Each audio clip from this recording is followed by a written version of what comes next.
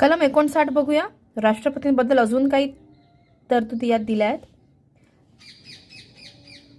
की राष्ट्रपती कोण होईल, कोण होऊ शकतं, त्यासाठी अजून काही राष्ट्रपती कार्यालयाच्या काही अटी दिल्या आहेत. त्या म्हणजे संसद किंवा विधिमंडळाची ती व्यक्ती सदस्य नसावी आणि जर ती सदस्य असेल तर राष्ट्रपती पदाचा पदभार स्वीकारल्यापासून ते सदस्यत्व रद्द होणार.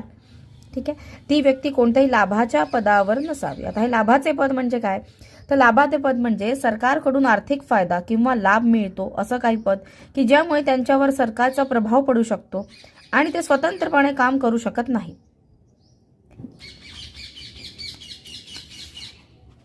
सध्या राष्ट्रपती, उपराष्ट्रपती, राज्यपाल, केंद्रीय व घटक राज्यांचे मंत्री यांची पदे लाभाच्या पदाच्या व्याख्येत येत नाहीत. काय येत नाही आपण ते बघितलंय. अजून काही तरतुदी दिल्या आहेत त्या म्हणजे राष्ट्रपतीला काय, राष्ट्रपती भवन हे अधिकृत निवासस्थान मिळेल राहण्यासाठी.